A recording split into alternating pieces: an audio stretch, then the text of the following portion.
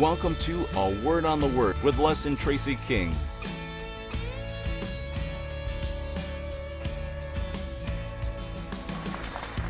Hello and welcome to A Word on the Word with Les and Tracy King. Yeah, in this show, we're going to be looking at a martyr by the name of Mark. The Bible mentions the name Mark several times in the New Testament. And in some of the passages as John Mark and others as Mark, the cousin of Barnabas.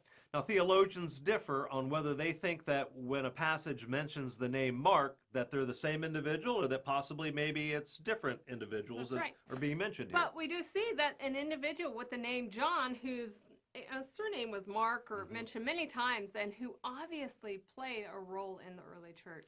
John Mark is mentioned in association with Barnabas and Paul and having been an evangelist and a missionary. And it's believed that he is the Mark of the Gospels.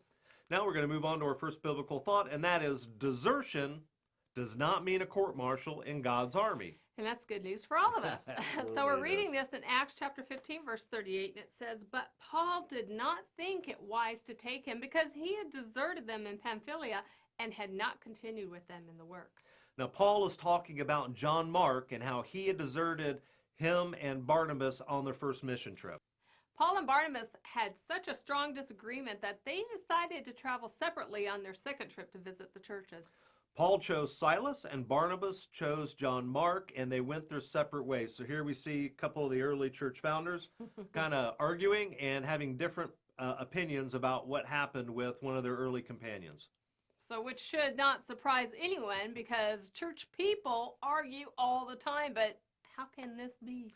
How can this be? Well, you know what? We do have disagreements. We're still humans, but we got to keep in mind that it's not up to us. It's up to God and what He's doing, and we need to give God the room to be the leader and the decision maker on our mission trips, right? Yeah, absolutely. So I think we should notice here how Mark's lack of dedication at this point created a lot of questions about his commitment to the faith.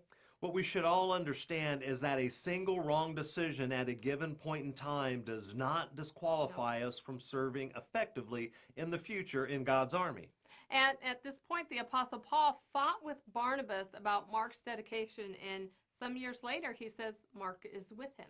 Here's what Paul goes on to say in Colossians chapter 4, verse 10. "My fellow prisoner Aristarchus sends you his greetings, as does Mark, the cousin of Barnabas." And we don't often think about the Apostle Paul being wrong. No. Not often. But we see here that he clearly had changed his opinion about Mark. He absolutely has here. He had before argued and even fought with another believer about what he thought was going on with Mark, and now we turn around and we see him mentioning Mark, the cousin of Barnabas, as being one of his fellow workers. We don't know what and a happened in prisoner. between, do we? Absolutely. So, all right, we're going to go on to our next biblical thought, and that is our lack of interest cannot outweigh God's persistence. Good too. And now we're reading this in 2 Timothy chapter 4, verse 11. It says, "Only Luke is with me. Get Mark and bring him with you because he is helpful in my ministry."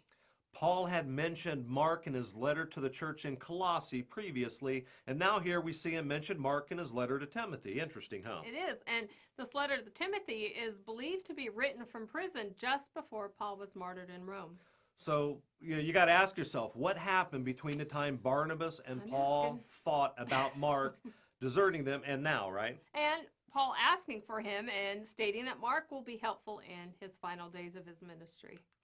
What happened is God decided to show everybody that He's in control and that He is faithful regardless of whether or not we are. Right. And even when we're weak and unfaithful, God asks us to participate in the kingdom. Despite Mark's momentary doubt about continuing on in God's work with Paul and Barnabas, we see that God was not done with Mark. Oh, and even though it seemed that Mark was done with God, right? In Paul's letter to Philemon, he even calls Mark his fellow worker. And it reads in Philemon chapter 1, verse 24, "And so do Mark, Aristarchus, Demas, and Luke, my fellow workers."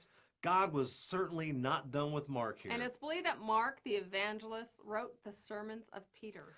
Thus, composing the gospel according to Mark before he left for Alexandria in the 3rd year of the reign of Claudius. This is when it's believed that Mark penned the book of Mark through the direction of the Apostle Peter. And about 19 years after the ascension of Jesus, Mark traveled to Alexandria and founded the Church of Alexandria.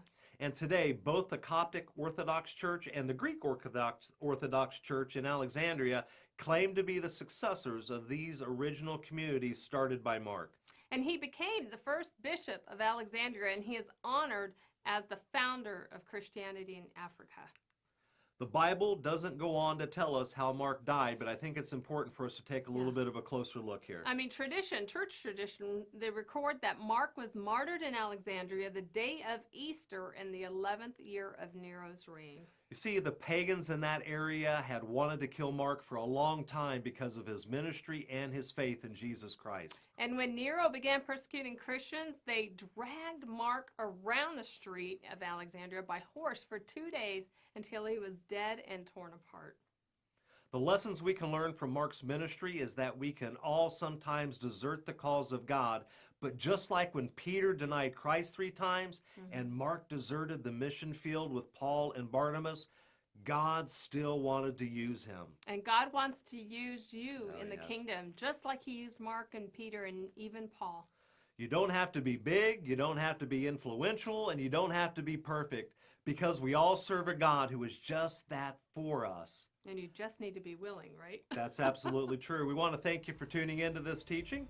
We want to invite you to come visit us at awordontheword.tv. And remember, go serve the King by serving others. Thank you for joining Les and Tracy King for A Word on the Word. Visit awordontheword.tv to receive their latest audio or video broadcast. A Word on the Word is sponsored by First Century Ministry